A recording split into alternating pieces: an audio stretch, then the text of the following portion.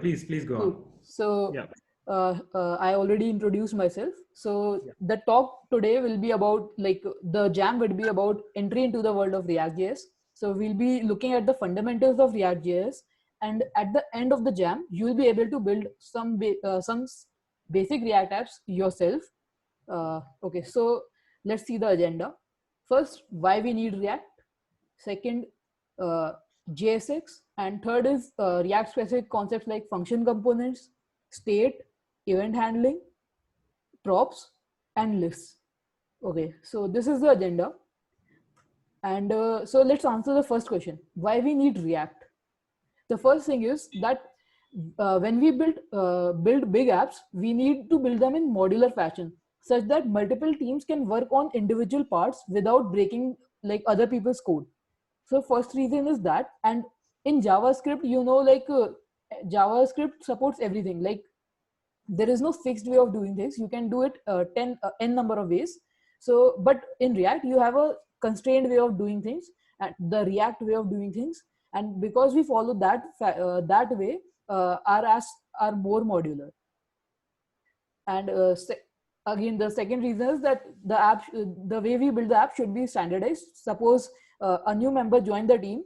Now if they already know React, they already know how to work in the organization. But suppose you build everything with JavaScript, you have to train them with the techniques you are using at your company. So that's why we prefer React. Third thing is that updating the DOM with vanilla JavaScript is a pain. So anybody who has done DOM manipulation would understand, like, it is not that easy. Plus it is like painful to do. Lastly, as you know, JavaScript, this is a common advice, that in your JavaScript keep the global variables to the minimum. But the DOM in JavaScript is global. Now before moving on, I should just clarify what the DOM is. So what happens is that whatever HTML you write, when it goes to the browser, then the JavaScript is loaded. And now JavaScript has this feature of DOM, with which you can change the things shown to the user screen through updating the DOM. Okay, so that is just like the basic idea of what the DOM is. And browsers provide this feature to JavaScript. So next, what we'll be building.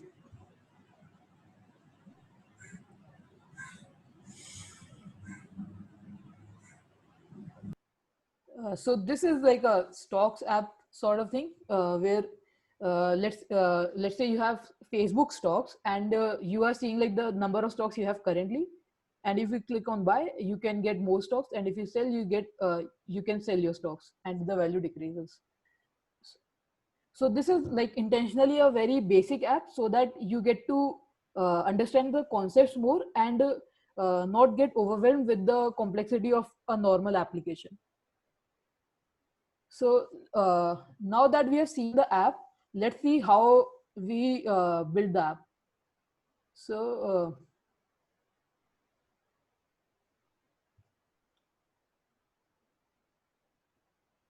uh, so if we see, the main part of our app is that there is a function, and it is returning some HTML like code, like this div and some h1. And then we have another file which is also returning some HTML, and this one has buttons and some weird code which we don't yet understand. So that is one thing. Now, if we come to our React app which we built, uh, first let's look at how we'll build this in JavaScript. Like, if we had to build it without React, with just Scratch.js, how we will approach it. So first thing is that from some variable you'll get the number of current stocks. So say you have a variable called current stock, and the value of it is 130. Then you have these two buttons. So what you'll do is, then you query select the button, the buy button. Then you'll add an event listener, like click event listener, and attach a function to it. And in that function, what you'll do is that you'll decrease the value of current stock. Sorry, increase the value of current stock. Similarly, in the sell button, you'll decrease the value of current stock. But the problem is, just decreasing the value of the current stock JavaScript variable doesn't update anything on the screen. That is because we are just updating a JavaScript variable. We are not telling the browser to update it. And the way we tell the browser to update things in the screen is through the DOM. So we have to tell the DOM that please update this. And so one way of doing that is like query selecting the this div and doing an inner text on it. And so now we have to like keep up with the DOM. It's not like if we have a variable, it automatically shows up on the screen. And that is the main benefit of React. In React, you have a JavaScript variable. If you update the JavaScript variable, it will automatically come up on the screen. You don't have to do extra hard work. So uh, that is like I think would have given you an idea of how we build it in JavaScript, and how we'll build it in React. I'll show you. So as we saw that first this app.js code, and we are seeing that a JavaScript file is there is a function and it is returning some HTML kind of thing. So actually this HTML sort of thing is called JSX, and it is one way to write code in React. What JSX lets us do is write dynamic code, and where we don't have to do string concatenation to update DOM or anything. This is like so this is a very good way to write code in React. Now let's peek under the hood of how this JSX code works. So I'll take an example first. So if you see, this is some HTML, like this is the JSX code, and it is getting converted to some JavaScript code. Now, first of all, what is this tool I'm using which is converting this? This tool is called Babel. And what happened was that like 4 or 5 years back, new versions of JavaScript was starting to release, but we were not able to use those because there were like browsers existing like IE 9, 10, 11, and these editors don't support the latest JavaScript. So developers were not able to use the latest features of JS. Then Babel came along, and what Babel does is the developer writes the latest code. Babel converts it into some old code, and that code we ship to the browser. So for example, you might know that there's a thing called const in ES6, that is the JS20, like later version of JavaScript. So what is happening is the const x equals to 1, it is getting converted into where x equals to 1. Okay, and so this is like const is the latest feature, and where is like supported by all browsers. Similarly, we have arrow functions, and arrow functions are getting converted into normal functions. So this is the power of Babel. Now Babel also supports presets and plugins. So React developers build a Babel preset which lets us convert the JSX code into JavaScript code as well. So now so first thing is that this tool is Babel, and you don't have to worry about setting it up or anything. That like React takes care of everything. And so yeah, that is there. And so let's dig into what this transformation happening is. So first there is some h1 tag, and then there is an ID to it, and there then inside the h1 we have hello, and then we have the opening then the closing bracket of h1. So what happens is this, when Babel receives this arrow bracket, then it knows that it has to call react.createElement. Then whatever the tag name is, it gets converted into this string. Then whatever the attributes are, you get an object with all those attributes. Like if there was, say, title,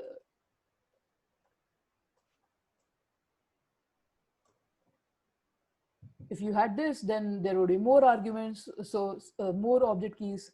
So this is what happens, and then whatever you write inside it becomes the third argument to react.createElement. So essentially what happened is, like just by writing this, we are telling React that please create a DOM node which is of h1 type, and pass these attributes to that DOM node. So Rupal is asking, is Babel convert code into React? This is not React, this is JSX. So React makes use of this JSX code. So like as you can see that this JSX is getting converted to React.create element. Now from here on, React takes care of everything. Like React now knows, okay, there's a create element. Now it will take care of putting it in the DOM. And so Babel earlier just used to do new JS to old JS. Now it has many more features.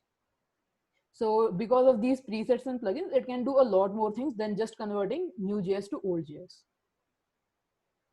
So with that out of the way, let's see yet more examples to get an idea, to get a clearer picture of this.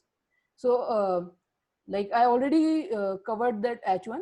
Now another interesting thing is that because this code is getting converted into React.create element, you can actually assign it a value, like assign it to a variable. Like you can say const heading equals to H1. And because this is just a function call, so whatever this function call returns, you can store it in heading. And does anybody have any problem with this, like any issues so far?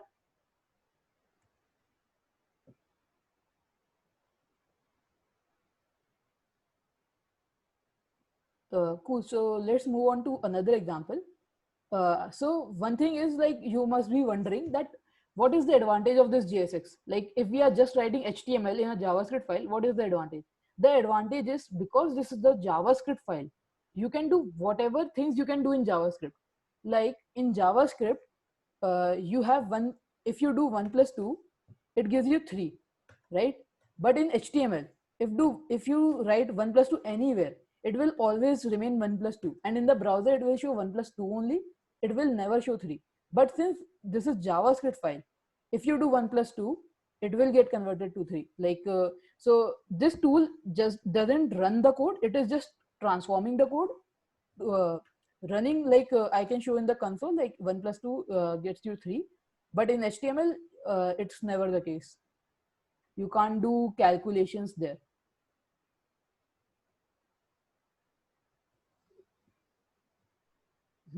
Okay, so so that is the power of JSX. Like I can show in this example. Say you are getting this image URL from some API, and you want to show it in the browser. But the thing is that actual path of the image is /picture/some picture.jpg. Now in HTML you couldn't do this. You'd have to ask the API to, like you have to hard code it. But since this is JavaScript, you can do string concatenation here, or you can do any calculation. So you can say src equals to pictures plus image URL. But notice one thing, there is this single brackets here.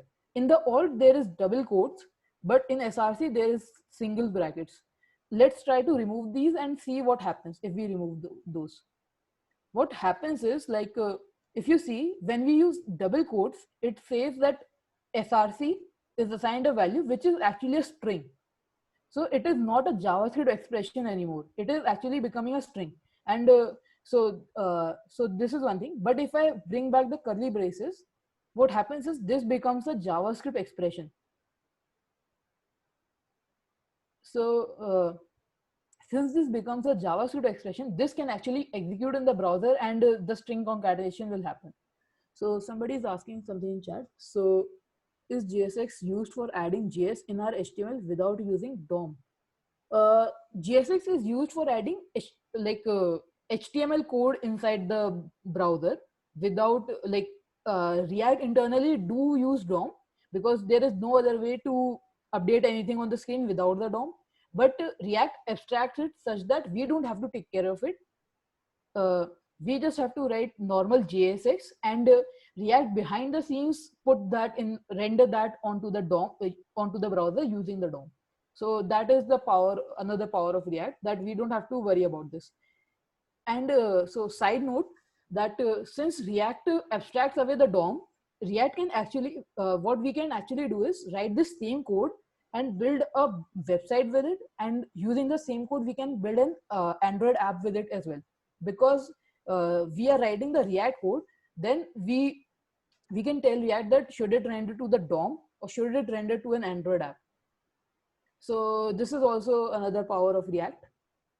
So anybody having any confusion with this example where we have single brackets, because this is very crucial thing of JSX, you will be using it every day.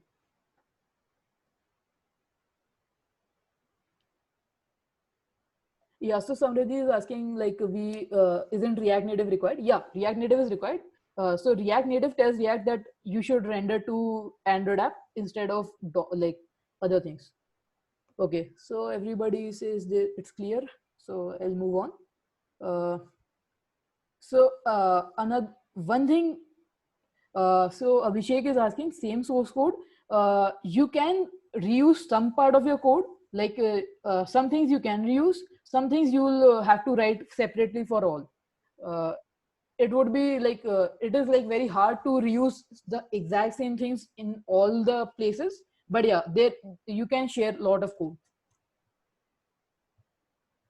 So now moving on to this example.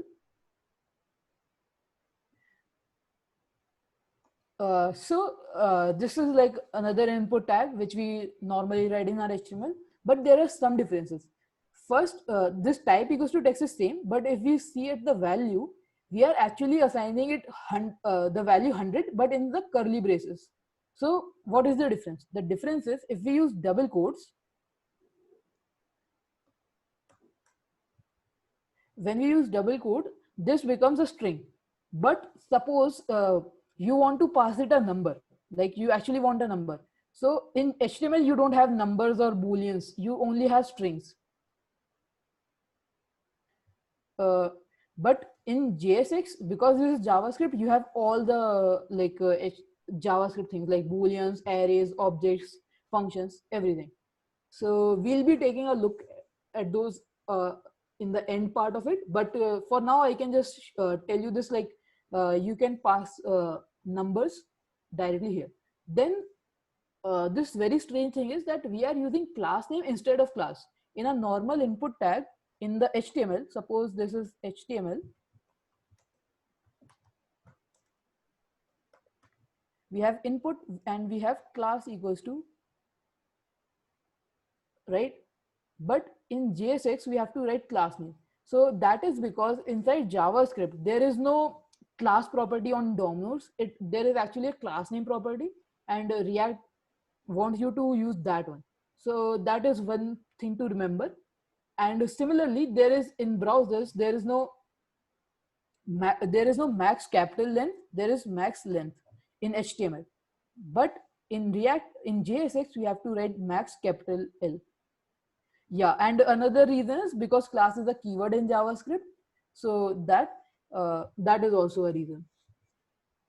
Okay, so so anybody have any confusion with this example?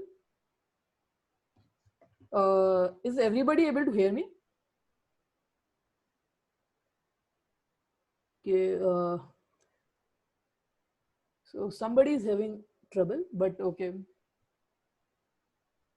Okay, so moving on. So one question is, are all libraries already imported here in Babel?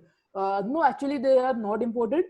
So React is not imported here, because just it is just showing that what will be the transformed code.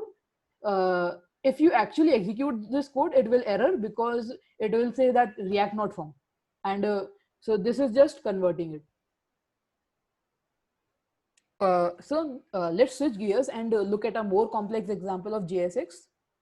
And all these examples I'm showing is because that way you'll have a confidence when you see the JSX code, because JSX is very crucial part of React. So you should be confident of how it is working. Okay, so when we write the code, like what we have is there is a, so far we just had one HTML tag and element, but if we have suppose a lot of it, what happens? So this code looks a little gibberish. So let me just see it in editor, show it in editor. So if I remove these comments, what we can actually see is that there's a wrapper, and so because we had a const wrapper, so it became var wrapper. Then we had a div. So what happened was it became react.create element div. Then there was no, we didn't pass any attribute to this div. So that's why the second argument is null. So remember, like if there is no no arguments to this, it becomes null. It doesn't happen like it becomes this. It never becomes this. The whatever the content of this div is, it will always start with the third parameter, third argument, never at the second. Okay, so that is one important thing. Now the interesting thing is that so far we only saw one like 3 arguments, but since here we have 4 children, like this div has 4 children, h1 p button button, you will get actually 4 react.create element. One is for h1, one is for p, and 2 are for these buttons, and whatever the content inside is, that will become their third argument. So anyone having any problem with this?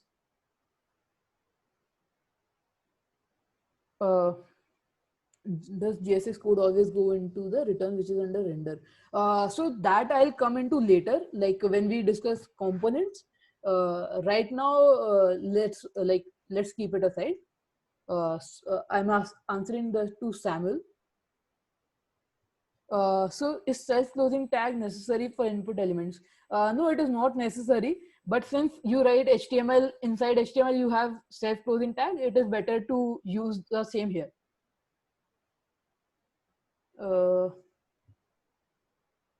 So let's move on to another example. So yeah, anybody has any doubts with this?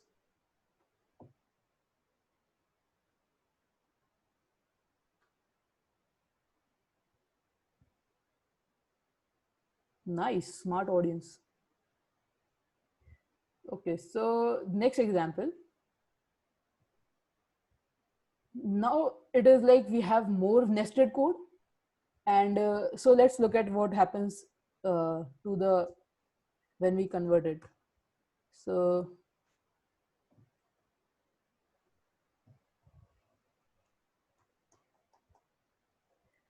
what you see is that, and I'll just copy this code as well here, so you can get a better comparison.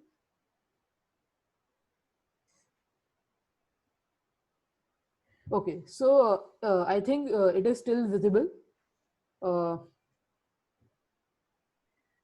Zoom's interface is not good.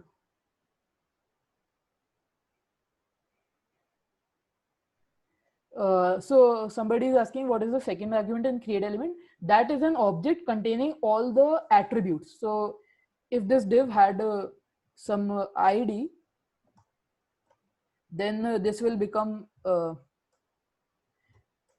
object with the id heading. So hope this is clear. We don't need to type react.create element. Babel converts it for us.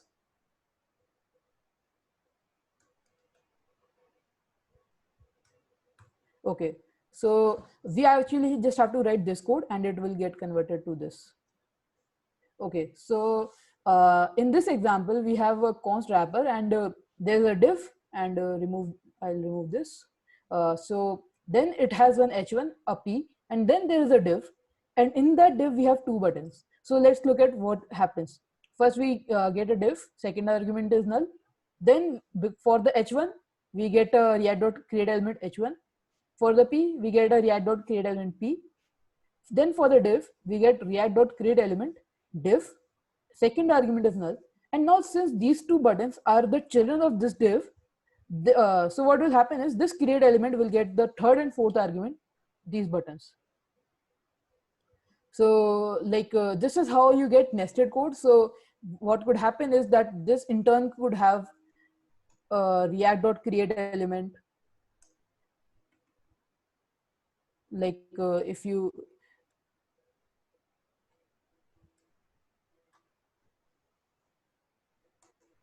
it could have say a span, and there could be, so this can be like nested as much as you want, just like we have in HTML, we can nest everything. We have last example of our JSX. After that, we'll come to the presentation again. So in this example, what I'm doing is that I'm doing something different here. That instead of writing static code, what I'm doing is I'm putting a variable here. No, there is no. So Bharat is asking, would it mean different if we didn't provide the indentation? No, it doesn't matter. Since like in HTML, there is no concept of indentation. Similarly, in JSX, you don't have indentation. It's just I'm just doing it so that it is more clear. Like the hierarchy is more clear, so it doesn't matter. Okay, so what we have here is that there's a wrapper, and then here we are what we are doing is in single brackets we are doing heading, and what that does is basically uh, we can reuse the same heading at multiple places. Like I can render a hello here, and I can render a hello here as well. So that is an advantage. Since, and this is nothing new in JavaScript, you have variables, right? This is, heading is just a variable, and you can reuse variables multiple places. Similarly, you can reuse them here. So let's look at the transpiled code of this.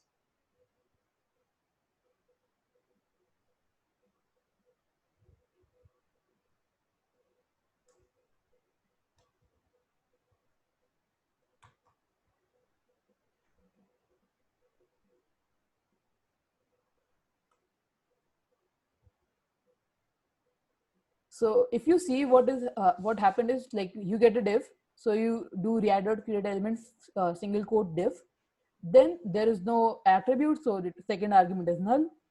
But then interestingly, when you have curly brackets, React knows that whatever is in curly brackets, that is a JS expression, so it doesn't have to convert that to anything. So when it receives like inside curly bracket heading, it just keeps it as heading. If you had something like this, so now it is not a JS expression anymore, and so this would become this. So this is the difference. When you do curly braces, you whatever you have inside, that directly renders here. Then we have like a p tag, so that becomes a react.createElement. Then there's image, so similarly to heading, this directly comes here. And then we have the same code as we had earlier, like react.createElement div button, etc. So Vishnu is asking, what is an injection attack in JSX?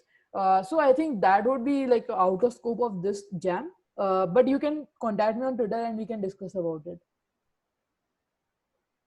What's the and somebody is asking, what's the shortcut that you are using for arranging the code in indented fashion? I'm using Prettier, uh, and so my command is command k command f. Yeah, so now that we have JSX clear, uh, I'll come to my slides. So demystifying JSX. First, this JSX, it is the React way to write UI. Second, React renders the JSX to user screen. So React is in charge of rendering. JSX is just a way to write the UI. And to understand it, you can just assume that JSX is just HTML inside JS. But it's a very good idea if you have like an understanding, like whenever you see some JSX code and you get a mental picture, like what would it actually look like in the JS version. So I do it a lot, that when I see some JSX, I know that how it will get converted into a react.createElement. And many times, like when we write the syntax wrong, that is a good way to correct it, to assume like how this will convert into JS and would it be valid in JS. And if nothing else works, then you can just go to Babel and do the transpilation, which I also do. So in short, a div with angle bracket becomes react.createElement, and Babel does this magic of converting JSX into JS. So hopefully I would have like removed one layer of magic from React for you guys. So you would get like either you would have got overwhelmed with this, or you would have got like a easier understanding of what is happening in React.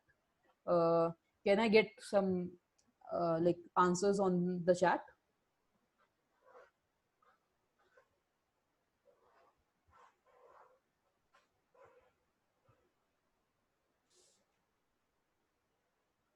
Thanks, Kunal.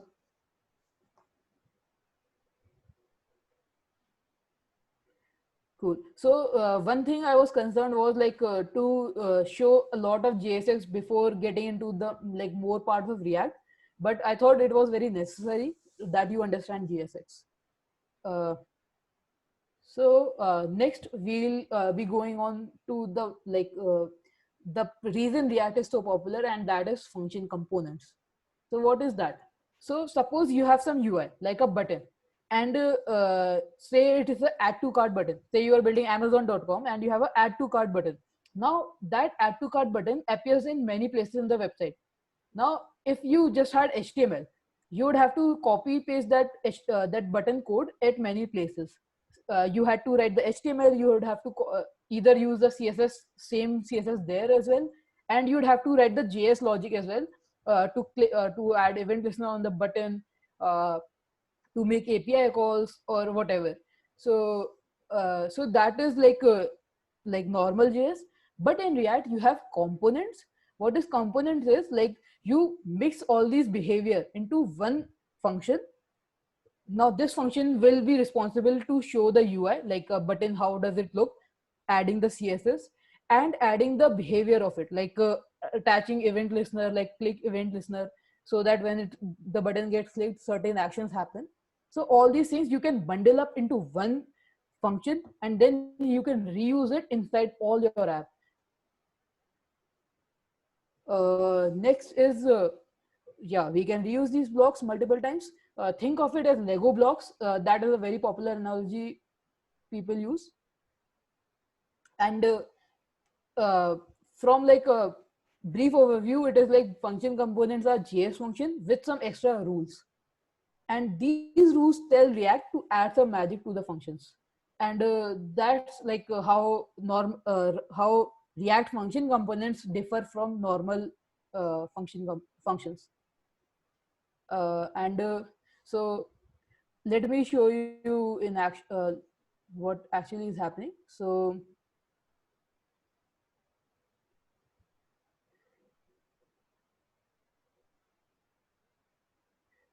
So if I see in my application, so this is the final code. We'll be building entire application in this video, in this jam.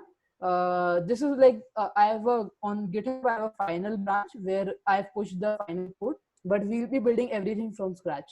So just to give you an idea, so what is happening is we define a function app, and there we can return some HTML, some JSX, and now we can reuse this app anywhere we want. Similarly, like we have the stocks component inside single stocks.js, and is also a function which is returning some JSX, and we can, as you can see, we are reusing that inside app, and it's not like just it has to be in one place only.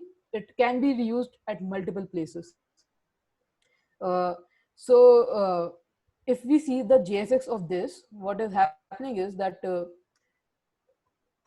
say I have a function stocks, and this is returning some JSX.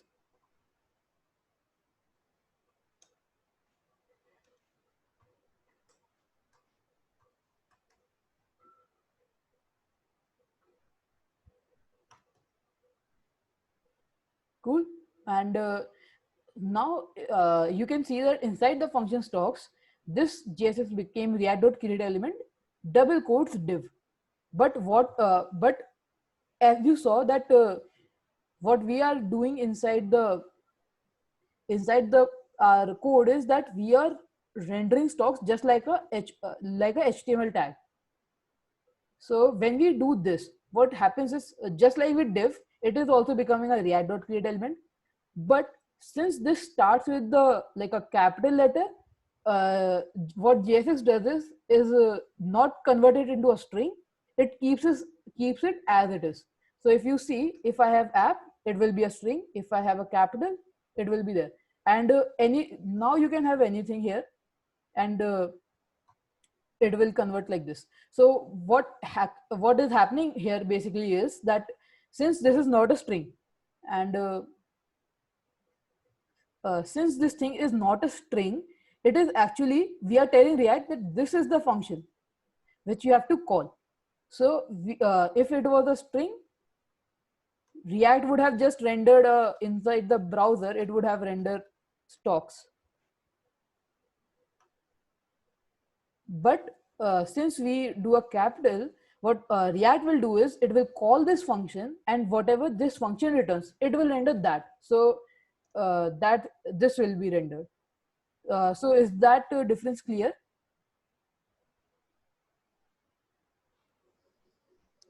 So if I create a function component in small case test, didn't get your question, Gagan. Can you repeat it?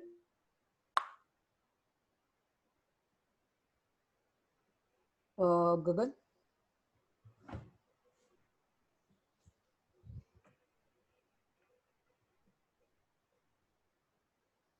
Yeah, so basically, since JSX, uh, what happens is basically if you write stocks,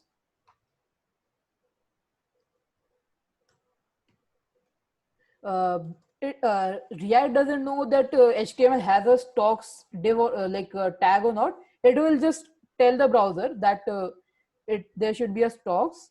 And in browsers, what happens is that when you what happens in browser, if they don't know a tag name, they just render a div, like they treat it as a div. So it will work because HTML is built such that it should work no matter the case. So yeah, does that answer your question? Cool. So important takeaway is that app becomes React.create element app based on the first letter. And so I think now would be a good time to set up a repo, so we can directly write the code in there. So the if you want to follow along, you can do that, because I'll be doing everything from scratch. But we will not be waiting for everyone, so that's up to you. So what happens is that React needs some bundling, like some tools to run locally, like this Babel transformation and some stuff. So for that, they have made a tool called Create React App, which helps us build this React app in like one command, and then we can start writing our code, and we don't have to configure anything. So the tool's name is Create React App. If you don't have the tool, then you would have to install it, like Create React App. So once you run that, you'll get this Create React App, and then then you can specify your project name. So my project name is React App, and I'm saying I'll use enter. You don't need this. It's just that I have some more tools, so I have to specify this. But you don't have to worry about it. So for you, the command is Create React App. And when I do this, it will take some time to set up everything. So what it is doing is that first it is downloading some code to my machine, like whatever the files this tool needs. Then it is installing packages like React, React DOM, React Script using the npm install. And whenever all these things are done, I'll have a local copy to work on. Okay, so yeah, oh sorry, I'll increase the font. uh, yeah, the tool is compatible with all systems, so you can use it on Windows, Linux, and Mac. So Samuel is asking, do you recommend to use CodePen instead of the installation process? I'll show you a tool which is much better than CodePen for working with React, and then you wouldn't need this tool. So this tool is useful when you have to make a full project, like you are planning to build a side project. If you just want to fiddle with React, there is another tool which I'll be showing like in the end. So stick around.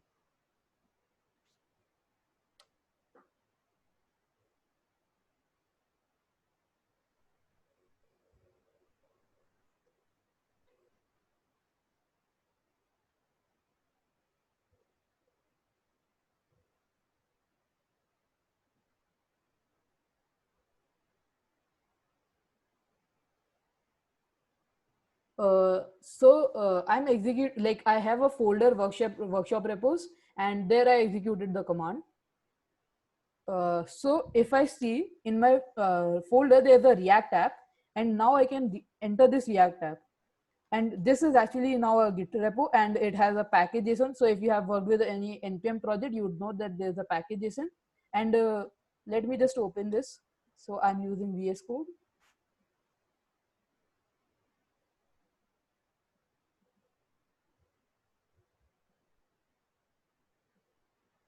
So as you can see, there's a SRC folder where we have our app.js, and this is like boilerplate React code. It doesn't have anything which we'll be building right now. Similarly, there's index.js file, which is importing the app, and there's CSS files to style things, and there's a package JSON which has some commands you can run. So most important is the start command. So what we'll do is write npm start. So this tells the command to run the start script, and it will start a server here.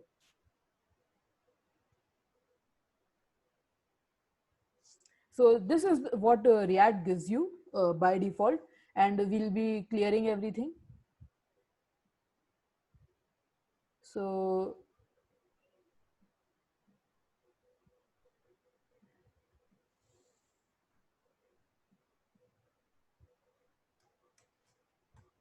we have our app, and we just say hello. So you can see there is some text written hello. Now we don't need these SVG files, so we can remove it, and I can delete it as well. I don't need this. Now what I'm doing is, so this is the CSS file which our app.js is importing. So it is like so the tools we are using, they let us use this feature where we can import the CSS file. This code will not work directly inside browsers. This code is getting transformed with Babel and some more tools to let us use these features. uh, so the only thing I'm copying from my code is the CSS file, because that is not the objective of this jam. So that way I don't have to write CSS, and that is the big win. So now if I see, there won't be much difference in our app, and I'm just closing this one. So so what is happening is that we just have added some styling to this text. Now I'll write a h1 tag and say stocks app, and let me just put this here, and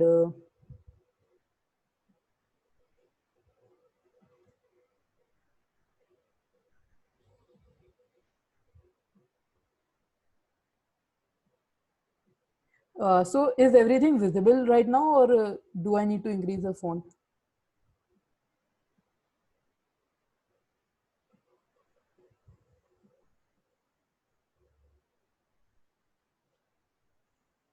Oh, and yeah, these tools require Node.js, so you should have those in the system. Mm. So let me just answer some questions in the chat. Uh,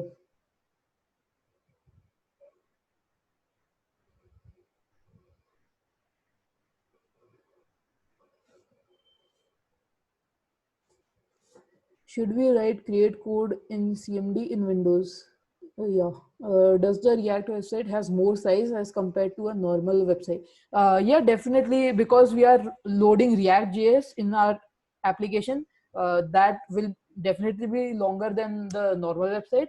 But the thing is that when we build large applications, React code becomes like a very tiny part, and our application becomes a lot more code. So it's like it doesn't matter that much. And if you are not using React, then your application code will be like if it's a small website, then it won't be the case. But if you are building like amazon.com with say JavaScript, then there would be a lot of code you had to write, and you'd have to write repeatedly. And with React, you don't have to write repeatedly. You can reuse those React utilities which come. So like in the long run, for a big project, they'll like become equal. Okay, please keep your webcam off. Visual.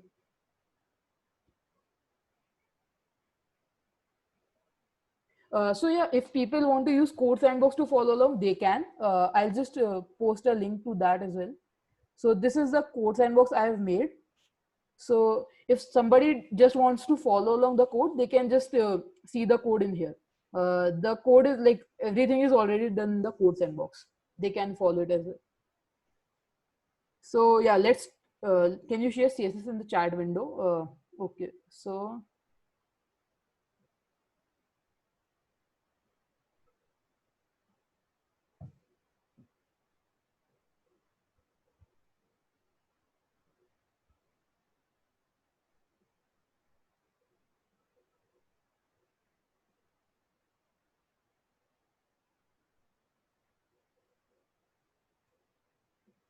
people can copy the CSS from the URL I sent. Okay, so let's move along. So the first thing is that what I did was I rendered an h1, which is like this, and I can give it a class name, say app heading.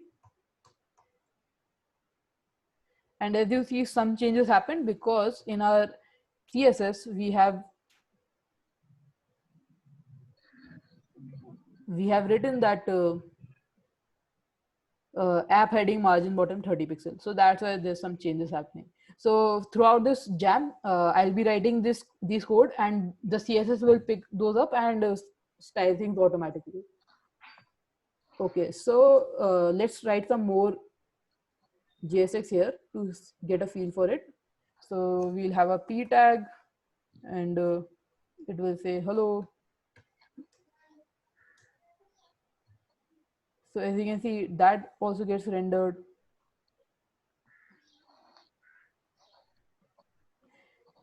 And as you can see, and somebody asked like, what will happen if we had stocks, right? So let me show you this.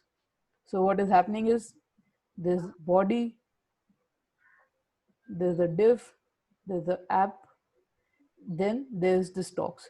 And since in browsers, when they don't know a tag name, they just assume that it is the div. So that's why it renders as a div. Now, if I change this to capital S, then the app will error. Why? Because now it is, what happened was it became react.create element, and now it wanted stocks. And as you all, and internally React is calling stocks. So internally somewhere in React, this is happening. Now, what happens if you define a function which is not there? JavaScript errors, right? If I show you this, we get an error, right? Similarly, in our application, what happened was, since we didn't define stocks, the application break. So we had to define the stocks. So we'll come to that part later. So this is like basics of functions. And let me go to the slides. So there are a couple of rules of function components. First, function component should return JSX, and as you saw that we are returning JSX. Then name should start with capital letter, which I already told. And very crucial thing, we are never calling the function directly. We are not calling app. In my code, I'm not calling app. So let's see what is actually happening. What we are doing is we are doing an export default app. So this is like modern tools have the syntax, which you can say like you are exporting it so other files can use this app function. So in my index.js file, what I'm doing is I'm importing the app. So in essence, this app variable points to this function. So this is like a file sharing mechanism.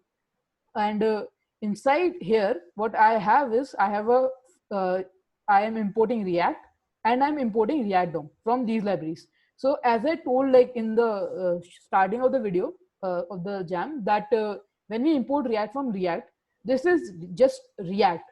But since React can work on browsers and on Android apps and iOS apps, you have another thing called this React DOM.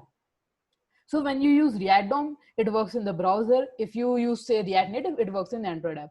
So that is like not very important thing for us. We just want to know that React DOM dot render when we do, then we React DOM is telling React that render this app.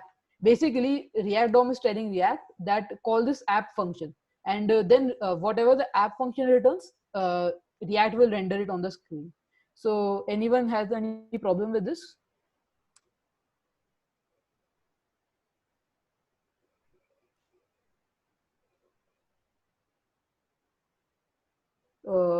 Hey, can everyone one write in the chat?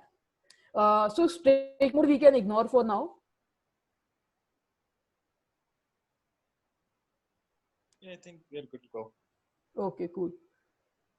Okay, so with that out of the way,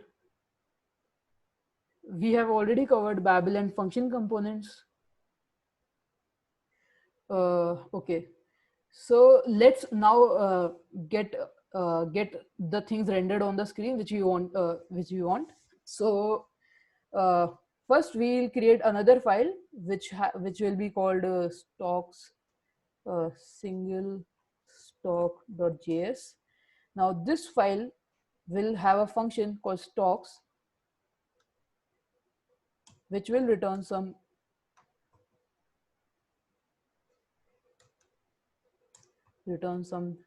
HTML, say stocks. Now we will export it.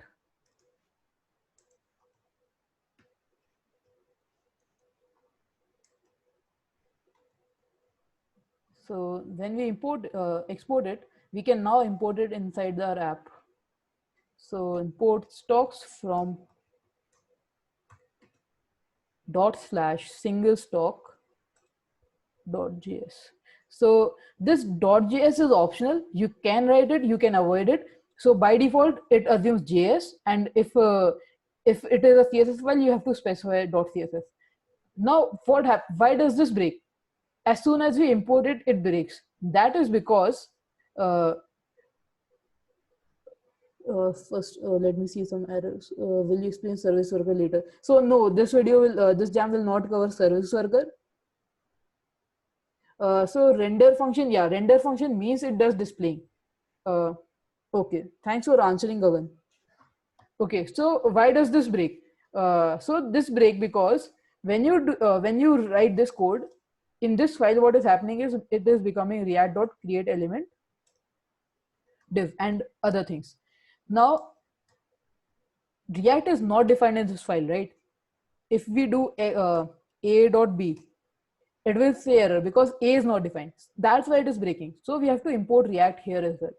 So we write import React from React, and as soon as we do that, it will work. So now, why is this not coming in onto the screen? That is because we have just imported the file. We have not rendered it. So the way to render function component is uh, you you write it as HTML tags. So that is how these things work. So anybody has any doubts so far? So Samriddhi has a question. Can't we write all the JS code in one file? Yes, you can. I'll be showing some examples where I'll be having in one file, I'll have multiple components. But it's like I wanted to show you how we work in multiple files, because in large applications you have to work in multiple files. You can't like keep scrolling in the same file. And yeah, okay. So anybody has any questions for this?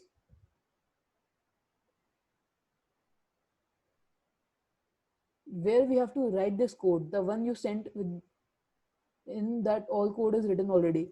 So if you're talking about code sandbox, you can just open the single stock file and write there. And if you are talking about like the GitHub, you can clone the master branch. And in local machine, if you are local, go to src folder, and there create a file called single stock.js, and there write the file. There write the code. Did I answer your question, Lakshya?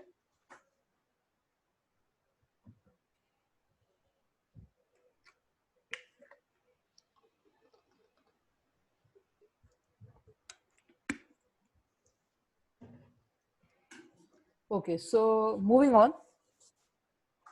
So we have our div, which is rendering stocks. And if I cheat a little, I can. Okay, so cool. So I have a div and I'll say it is class name stocks item. And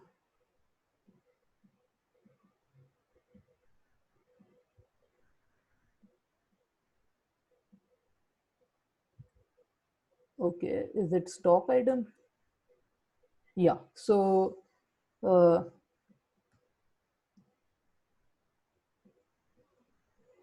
okay, so we have our first div, and here what we want is first we want to show the number, and what I'm assuming is that the amount of stocks a person has is 130. So I'll render h1 h4 and I'll say 130, and now I can give it a class name called stock amount. Cool. And now we need to show like the name of the stock. So I'll have another div, and this will show say Facebook, and this will be class.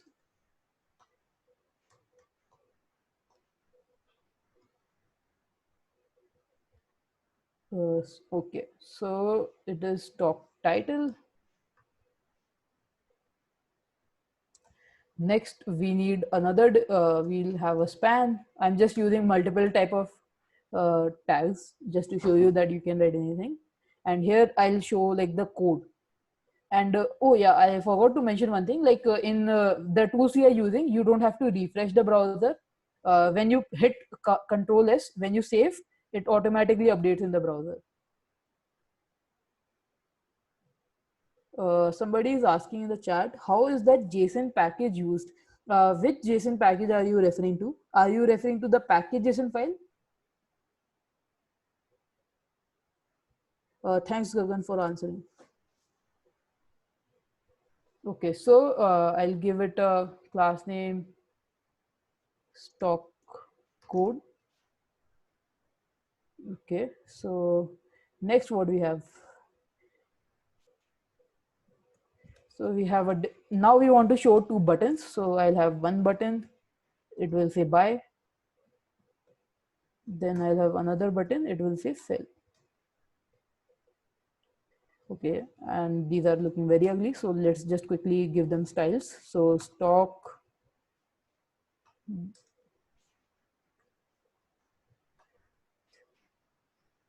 Okay, and class names, stock BTN.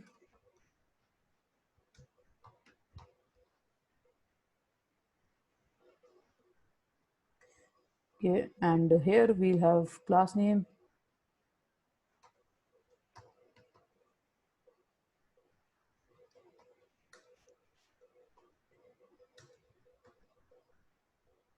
Okay, so we have our buttons.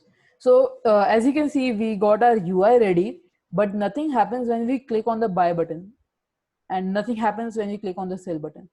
So the way we do event handling in React is first we define the event handler. Say I say handle by button, handle by click, and let me just see what I've written here. Handle stock by. So I have handle stock by, and it's a function. Now I have to what I have to do is I have to tell this button that when you get clicked, call this function. So the way to do it is you go here and you say on click, and because you have to pass the function, you use curly braces, and if you just had a string, it will fail obviously. So, and important thing is that the C is capital. So as you can see, generally we follow camel case in these attributes sort of thing. Okay, so somebody is asking, can we use Bootstrap or something similar? Yeah, you can. So React doesn't depend on any of these tools. You can use whatever CSS, whatever you want. and you can link through CDN as well. Okay, so let's see if it actually works. What I'll do is the best debugging way. I'll just write a console log here. And if I go to the console,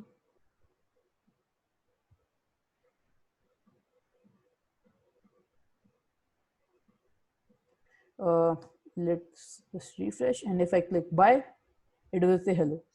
Now let's repeat the process for cell. So there will be a separate function for it, handle stock cell, and I'll say cell. And here I can say unpick handle cell. So if I click on this, it will say cell. If I click on buy, it will say here. Okay, so now we have event handlers, and when we started this, we were thinking like, how would we do this in JS? And the thing was that we added the event listeners, then we had a variable, and when we updated the variable, the DOM was not updated. So let's just keep a variable to just show that. So I have a const current stock, and it is the value 130. And first of all, I want to render that here. So I'll render current stock here, and it will still work because this is just JavaScript. And now if suppose I say that here current stock value plus equals to 1, and it should be a let because JavaScript. So now what we want is that when we update this value, the browser shows 131. So currently it will not, because we are just calling the function. So if I do here, you can see that the value of current stock is getting increased, but it is not getting rendered here. That is because we are not calling the stocks function again. Like, think of it this way: when stocks was called first, it knew the value 130 and it rendered 130. Now even if you are increasing the value, you are not telling React to call the function again. And now if you don't tell React to call the function again, it will not show the updated value. And yeah, so these are components. This is a function component. So now that we have this, we will introduce the concept of state. And so these function component have this way to add state in it. So what is state? State is a special type of data in React. React syncs the DOM with the state value. So what I mean is that if you change the value of the state, React will ensure that the browser shows that value on the screen. We can have multiple state in the components. You can have one of user's name. You can have one for theme like dark mode, light mode. You can have one for in or not. So you can have multiple state in one component, and you can have multiple state in multiple components. So each component can have its own state. And yeah, changing any state will update the DOM. Like, this is the most important part. Okay, so let's see it in action. First, what you need is that you need to import useState from here. So like don't stress on the syntax. It is just, you'll get used to it. What we are essentially doing is, from the React package, we have React, and we are also getting useState. Okay, so now instead of this current stock, what we'll get is that we'll get some array from this useState, and we pass it the value 130, because by default you want to show in the browser 130. Now this array, if I console log,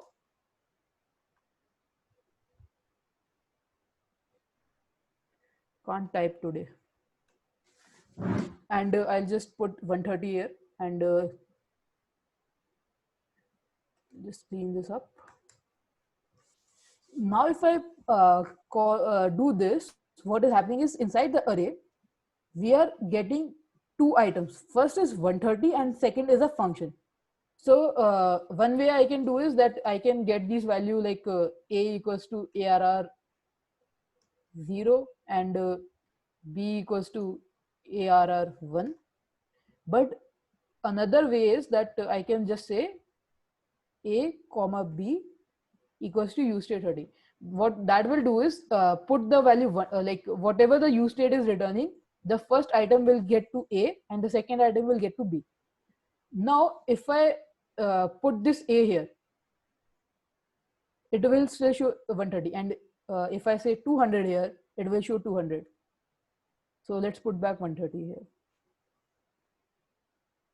Okay, so Samriddhi Jain is asking what is use state. So this use state is a React concept, like a React utility with which you get a state variable, and with the state variable, when you update the value of state, you'll see it updated in the DOM, and that's what we'll be talking about more. Is that clear now, that what is use state?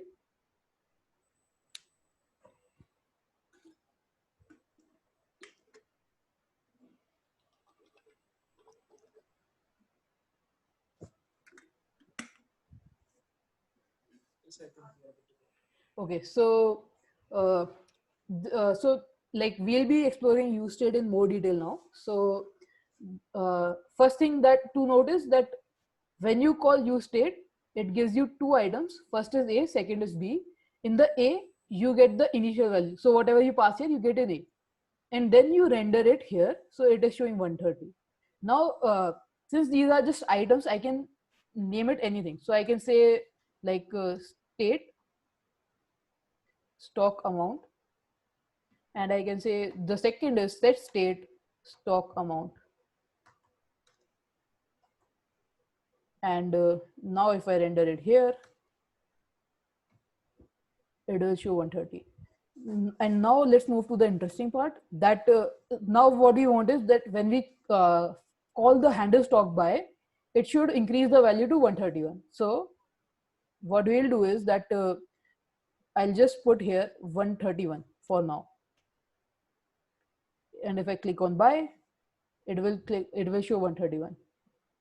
So basically what is happening is set state stock amount function, whatever data you call with, then it will show up on screen. So is this basic thing clear? Because I'll go into deep like how this is actually working.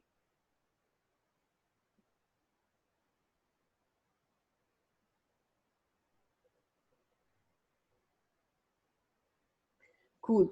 So I'll make one change here, that instead of directly adding like putting a value here, what we actually want is that when we click on the buy button multiple times, it increments by 1. So the way to do it is that you can actually pass a function here. So you can say whatever the old state was, the new state should be old state plus 1.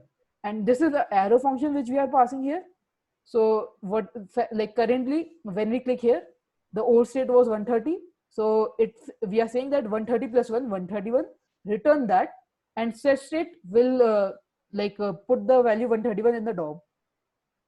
Now if I click on again, this time old state is 131. So the new, so now it will show 132, and it will work as much as you want. Similarly, we can do here that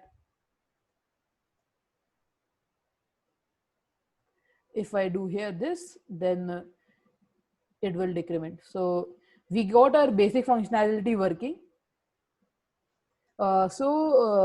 Somebody is asking what are we like, they have joined late. So what are we talking about? So we are talking about state and how changing the state leads to change in the DOM.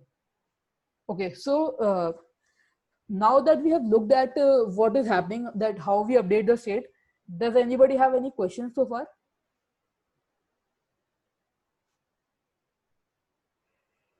No, we can't write old state plus 1 directly. Like if you do this old state plus 1, it will fail because there is no old state defined here, right? You have to get the old, like you have to pass it a function, and in that function you will get old state.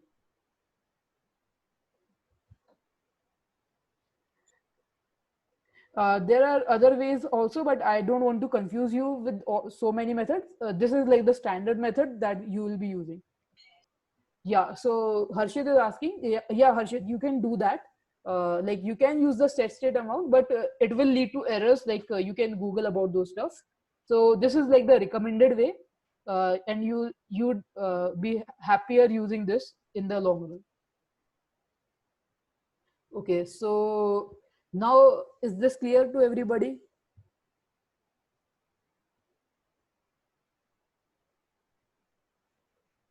Cool. Okay, so we looked at this thing, and we also looked at event handling. So we can assign a function to onClick. React will call the function when the event is clicked. And most commonly, like in our apps, what we'll have is that in the event handler, we'll be updating the state, which when we update the state, it shows up in the browser. Okay, so here I prepared some like a better tutorial to show you how it is working. So, okay, so let's look at this. So what, okay, so before this, I have to explain one more topic. So instead of putting everything hard coded, what if we have done this, that we have an object where we have say amount 130. So HP is asking, can't we define variable with this dot state and using set state method? That way is done with class component, which is an older way of doing in React. So what I'm teaching is like the new way to do React, and this is like the way everybody is doing nowadays. So yeah, you can do it like you can search about it and you can read about it here, but we are using the latest React approach. So we have a stock, we have amount, and we have say code, which is FB, and we have a title, which is Facebook. And now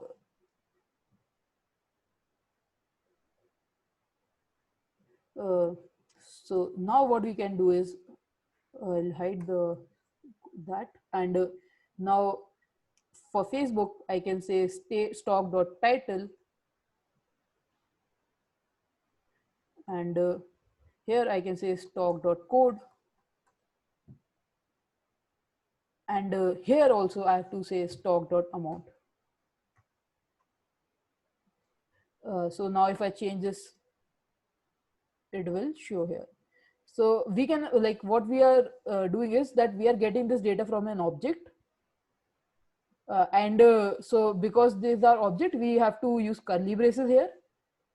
Hope that is clear by now. And you can like assume that this stock data is coming from some API. So we are like trying to mirror a real application as much as possible. So Abhishek is asking, will it handle multiple components properly? Yeah, it will. So this use state method is made in such a way that you can do multiple components. Okay, so next, let's look at the example. So same component, we have it here that we have a use state where stock.amount, it is giving us set state amount, set state stock amount. So in these we are incrementing and decrementing the value, and next we are like assigning the value to the stock amount from the state, and here we are like writing stock.title, stock.code, and then we have function event handlers. So is this font clear to everybody?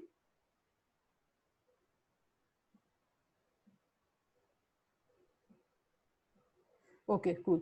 So let's look at more detail what is happening. So first what happens is when we did react dom.render, it called so react dom.render tells React that you have to render the app component. So React internally calls the app function, so app component function. Now app component function is rendering the stocks component.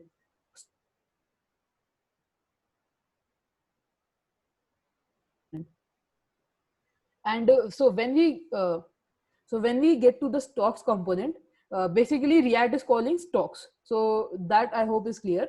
Now when stocks get called, what happens is this first line gets executed. So stock.amount gets replaced by 130, because that was the value. And then when we call use state, it gives us two items. First is state and second is set state. And so the state stock amount value is 130 and the set state value is uh,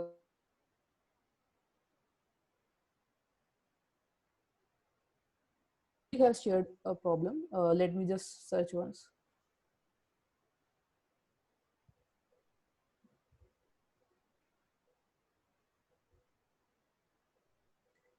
Uh,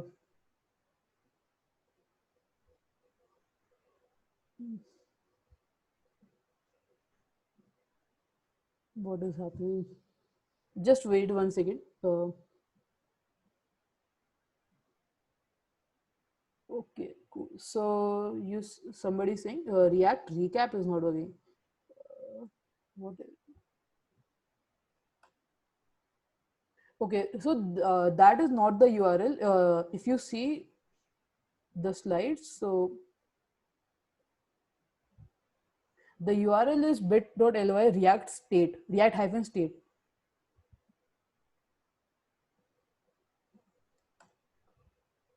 Okay, so let's continue with our slides. So what is happening is that when we had a use state, it gave us two items. So the first thing becomes state stock amount, the value of it gets to 130, and then we get a function. Now inside the return, we are rendering this. So this will become 130 and other thing I am not showing. Basically this will become 130. So that's why in the UI, the user will see 130 there. Next, what happens is inside the button, we had an on click with handle stock by.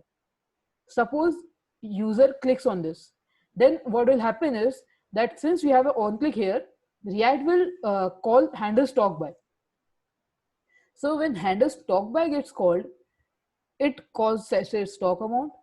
Now in set state, when this is called, old amount is 130, and so what we are doing here is 130 plus 1, and so 130 plus 1 is 131, and we are telling set state stock amount that the new state should be 131.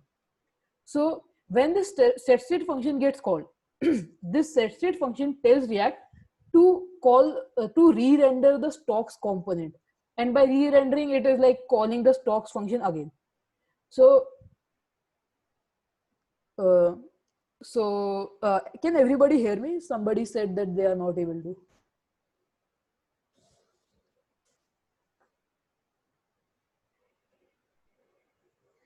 So somebody is asking where is old amount defined. So old amount is like this is arrow function. So that is like a function argument. So set state is giving old amount the value.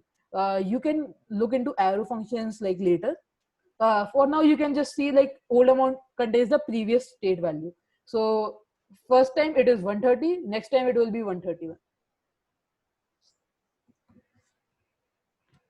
Okay, so now that so what happens is when we call the second item of the use state, that tells React to render the stocks component again, and by re-rendering we mean to call the stocks component again. And notice that we are not calling stocks directly; it is up to React to call the stocks component. So next, what happens? The stocks component gets called again. Next, it comes to this line. Now, again, this will remain 130 only, the value. Now that we have used it, that will again give us two items. Thus, the difference is this time the value of state stock amount will be 131 because use state internally knows, okay, this is like the round two. In the round one, I have to give the value which is passed to me, like here. The round two, I have to get the value which set state gave me. So this is like how it knows that in from round two, round three, it takes the value which set state gave it, and only for the round one, it takes the value which was passed to it as the argument. So now that the state stock amount is 131, here when we render state stock amount, it will be 131. And so in the browser, you'll see 131. Now, if you click the buy button again, this whole cycle will repeat. So the set state will call the value 132, state will, so use state will give the first argument 132, and here it will render 132. So is that clear?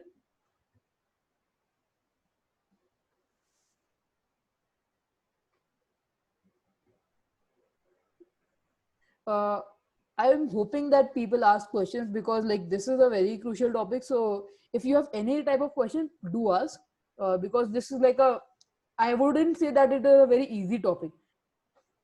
Uh, so this is like, if you have any doubt, you can ask, because this is the core of React.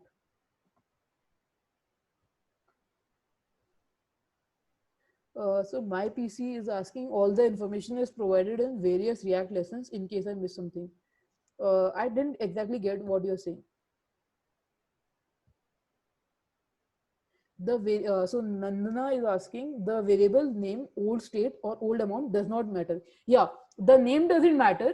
It is just that the you can call it anything. It is just that the first argument of it.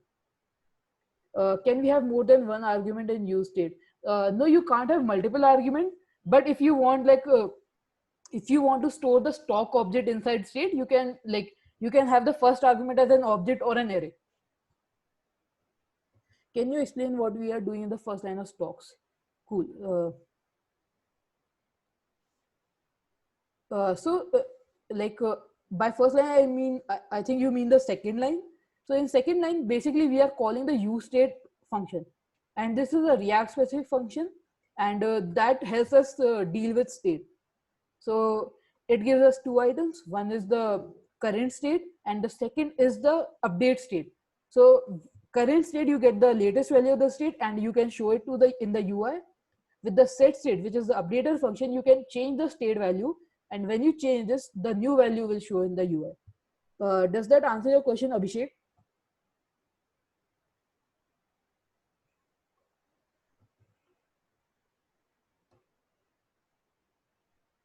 Uh, okay, so let's move on then. Cool. So he's understanding. So yeah, let's just move this. So we have our functionality working. Let's go back to the slides.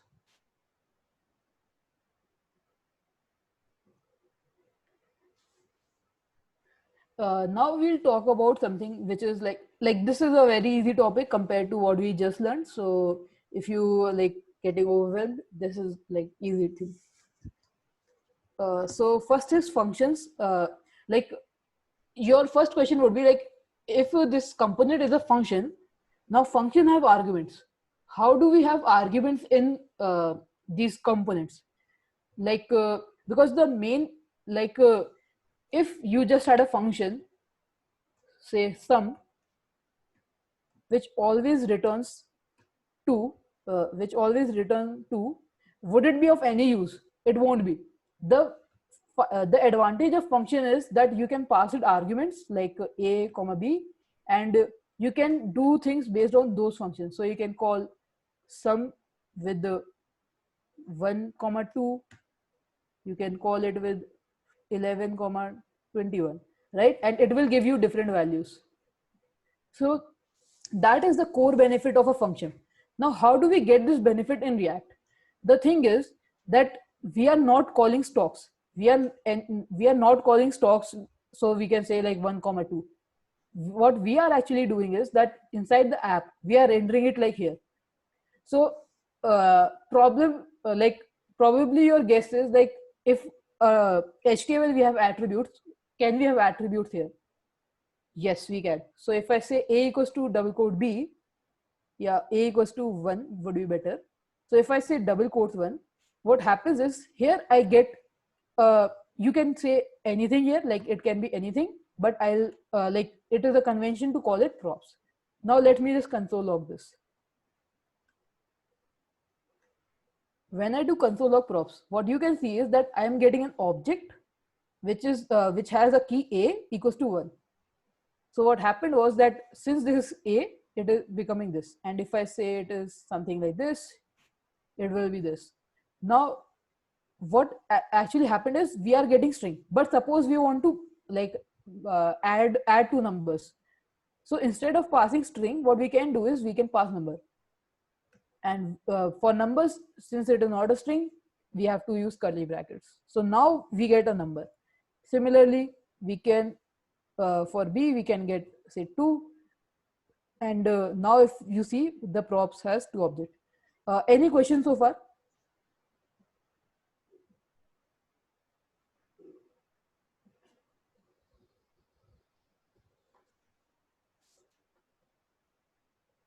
Vinod is asking like about that old amount thing. So we don't have to do it. Set state internally calls like old amount. It knows the value of old amount. So usually arrow functions would have parentheses and curly bracket. So arrow functions have like this is called an implicit return. Like instead of this, I can do curly bracket return this. So that will also work. Yeah, so that will also work. And if we just like both of these are same, they are same doing the same thing. It uh,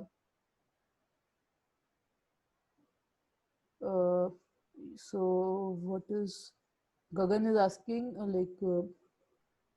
set state, yeah, Gagan, you are right. Uh, will this remove email and password? Yeah, this will remove. So that is like a little advanced topic, so we are not covering that. But Gagan, you can talk to me on Twitter and we can discuss about this. uh, so yeah, and now Kushagra is asking repeat props please. Okay. So what we have is that in normal functions, when we want to reuse these functions, we pass it with different arguments. Similarly, we want to reuse the same component multiple times. For example, instead of like one place we are showing Facebook stock, but the next place we want to show Google stock. So if we like assume the stock data is here only, we cannot do it. So just like we have arguments in function, we can have props inside our component. That way we can customize the data we pass to stocks, and then stocks can render different data here. So does that answer your question, Kushagra? Does that clear it? Cool. So uh, now that we know this, that console of props give us this value, let's do this, that instead of passing stock from here, what we do is, first it will error. First what we'll do is, inside the app we'll define the stock and pass the stock here. So instead of b, what I do is I say stock equals to stock, and this can be also be anything. It's just that we want the stock value, so we just named it stock. It can be stocks as well. Doesn't matter. So if we say stock, then here in the props, you'll get like you'll see stock only. So what I can do is const stock equals to props dot stock. So now if you see like in the props you have one a and there is a stock, and in stock you have the entire thing. So the now with this, what we can actually do is like have stock 2,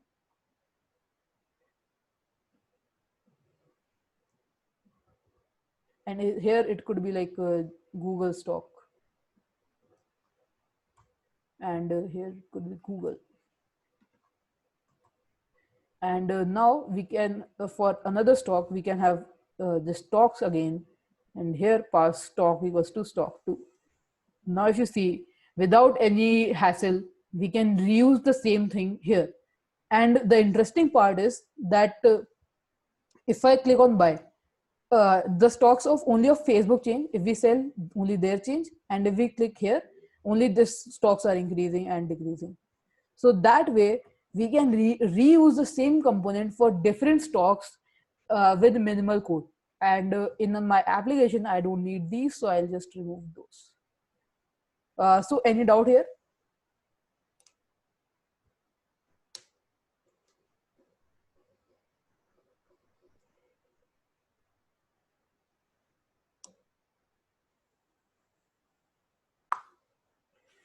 Okay, cool. So now that we have this, instead, like suppose we are not getting this stock data like individual element, we are getting from API an array of stocks. We don't know how many stocks there will be. So what we want is that somehow uh, through the array get this data. So in normal JavaScript, first let's convert this to an array. So what I'll say is that there's a const stocks to array, and it is an array of objects. So the first item is this, and the second item is this. Now in normal JS, you might know of this method called map. So here what we can do is that say stock name equals to, and we can say like stock names. We can, what we can do is we iterate through the stocks and say map, and for each stock give me the name stock dot title. So this is like normal JavaScript. This is nothing about React. This thing I'm talking, this is just JavaScript. So when I do this and I console log,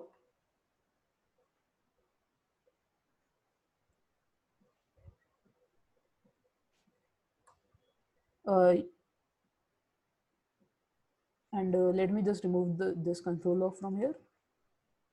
So as you can see, what happened was that it went through each stock, and for each stock it gave me the title, and whatever the title was, it pushed it into an array, and whatever the array was, I get in stock names. So as you can see, I get like Facebook and Googling. Another thing I can do is, like, instead of just this, what I can do is I can do more operation on this. Like on each stock I want stock title plus stock code. Now if you see, it is giving me Facebook, FB, Google in Google. So does that make sense? This is like normal JS feature of map.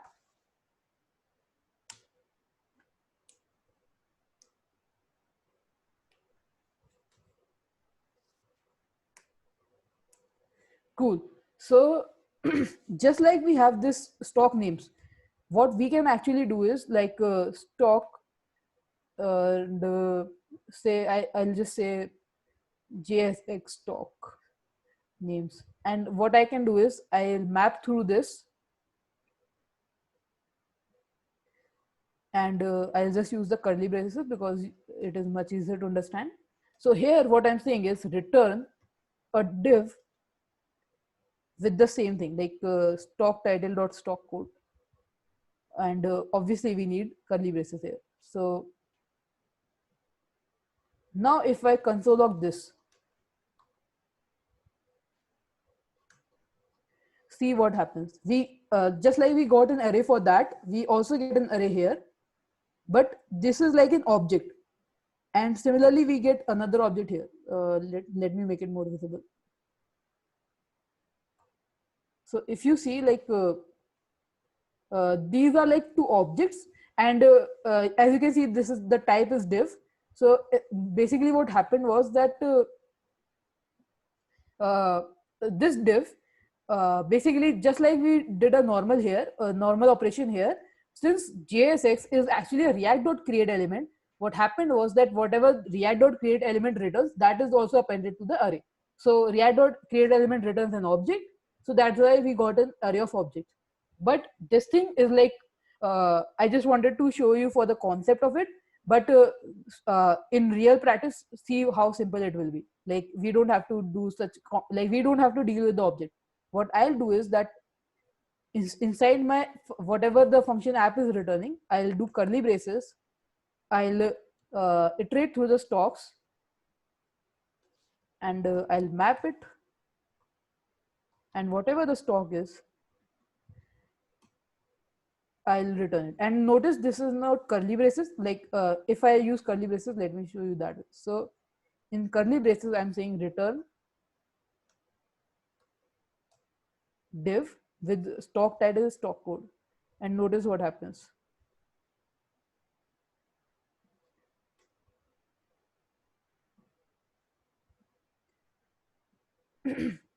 So you can see, like, we are getting something on the screen. Yeah, so this is how easy it is to working with lists in React. Like instead of having to do this div multiple times, you can iterate through array. And let's level it up. Instead of having a div, what we can do is we can call the stock component as well. So I can say, and I have to pass the value here. So stock equals to stock, and it is actually stocks. And as you can see, without much effort, we get 2 items. Now, if I add another item here,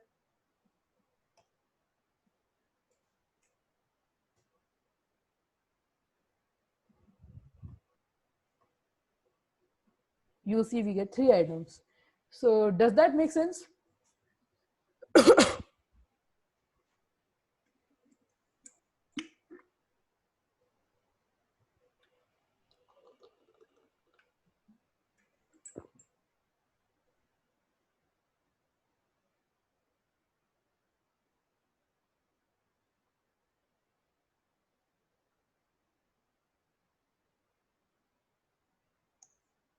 Yes, I think Aditya, everything is Yeah. going well.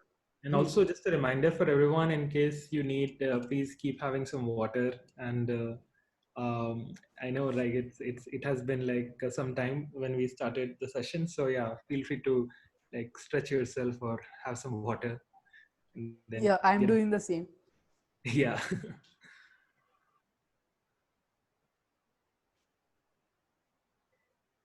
Cool. So now that we have this covered, uh, like we are almost on completion here. I'll just show you an example. Uh, okay. No. If I go, so what I had done was like, I'll make another example, like list stocks JS, and I'll just copy some code here. And inside my app.js, instead of getting stocks from this, I'll get it from list stocks. And now that I have done that, I don't need this code. I'll just move it.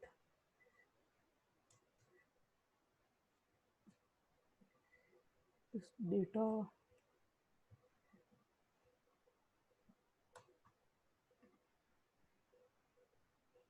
So what I'm actually doing is that I just wanted to show you an example where we have multiple components. So like this stocks we are getting from list stocks, and inside list stocks, uh, if you see, there is first there's a stocks component. This stocks component we are exporting, and in here we are doing that thing I showed earlier, that stocks data we are mapping it. Now here we are using another component, stock item, and the stock item itself will have that all the code we showed earlier, like it has the use state, it is getting props, stock from props, it has event handlers, and so on. So you can have 100 of components and you can reuse each of them everywhere, like uh, so you can make this a component and reuse here, you can reuse it in app and everywhere. So like components are highly flexible, you can use them everywhere. uh, Regarding these lists, I just wanted to inform one more thing, that when you pass, like whenever you do this stock, like iterating on map, you have to also pass a key, like stock.code. So whatever the unique ID of each stock is, like here it is FB, Google, NFLX, and Amazon, AMZN. So you have to pass it as a key. That is like a React performance optimization.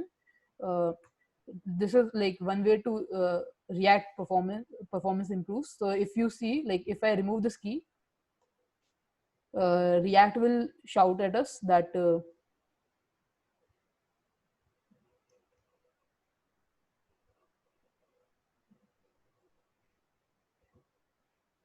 so each child in a list should have a unique key prop. So we have to add it, and it should be something unique. Like if I pass here one for each item, then it will again shout that you have 2 items which have the same key one.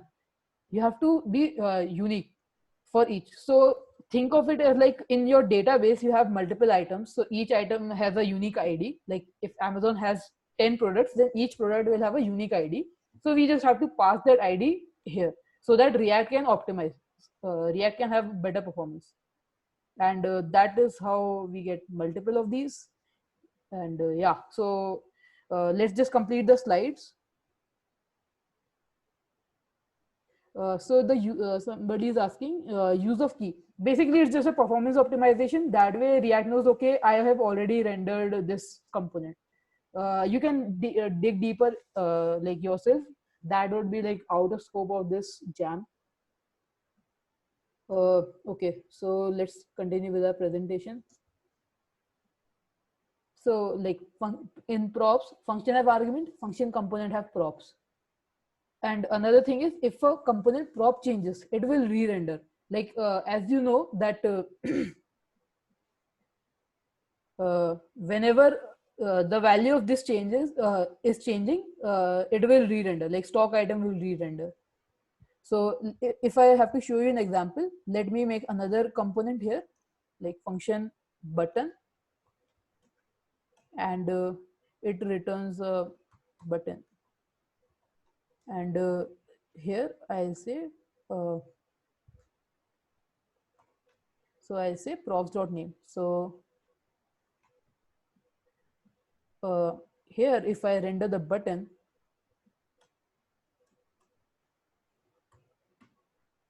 and I say name equals to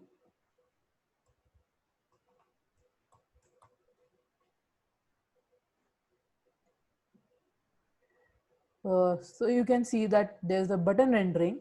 Now I'll put a console log in the button.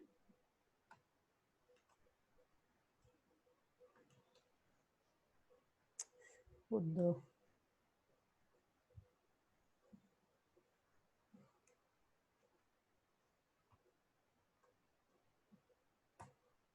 So if I do this and I see in my browser, you can see that this console log happened once because initially the button got rendered. But notice that when I click on the buy button, it is also, like you can see 10 times, it is console logging. That is because what happened is that when you, for the stock item, when you change its state, the stock item re-renders. Now the button, because of that, the button will also re-render and you will get a console log. So every time stock item is updating, your button will update if the props are changing. So Gagan is asking, when working with dynamically created components or when your lists are altered by the users. Yeah, Gagan, you are right. So yeah, I just wanted to like keep the scope to the minimum. So that's why I didn't want to go into that part, like what is key doing internally and etc.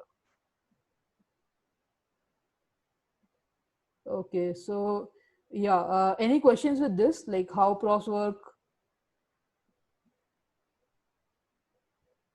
And where are the slides? Cool. So props is an object. It can have any data like Boolean, array, numbers, functions, and you can reuse the same component, pass it different props, and you can reuse it. We already covered this. And there are some things you can read further, like what are React hooks. Like I just covered use state, there are use effect and multiple of those. Then there's a concept of one-way data flow in React. You can read about that.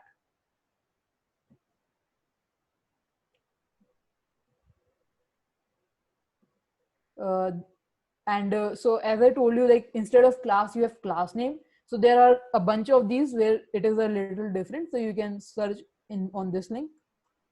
There's a cheat sheet where you can refer these things easily. And yeah, whatever I showed you in Babel is included in this link. So if I have to leave you with a thought of, like, for React, you should think of it like this. So in React, your UI is a function of state. Like whatever you want to show to the user, you'll think like what should be the value of the state, and then your UI will render that. So if the value of state is 2, the browser will show 2. If it is like true or false, you want to like have a like button, so it is either liked or not unliked. So the state is liked or unliked, and the UI is all the button and the CSS. So in React, you think in terms of state and how updating the state should affect the UI. Does that make sense?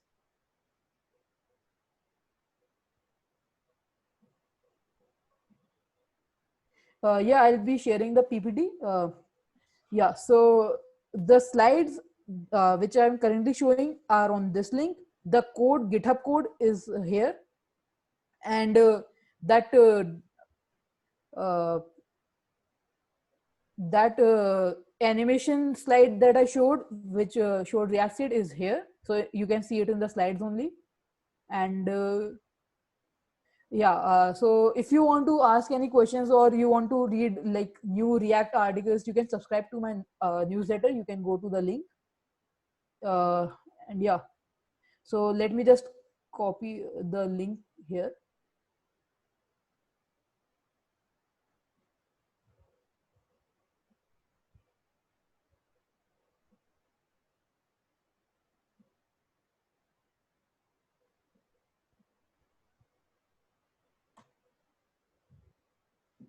Okay, so Lakshay is asking, he is not able to import. Uh, Lakshay, you can talk to me on Twitter. Maybe it would be better, I think, because we are already on 11:52. I don't know, will it be better to debug right now? And uh, one thing like I wanted to show is that Code Sandbox tool.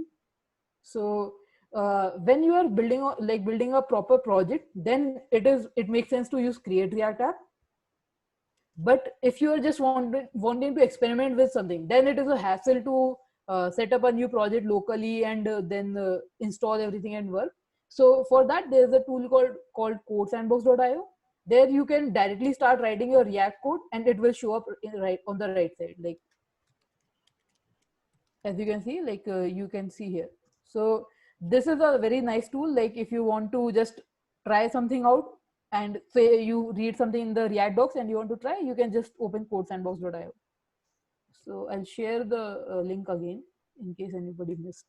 And Lakshay, you can maybe try seeing the difference between this code sandbox and your code.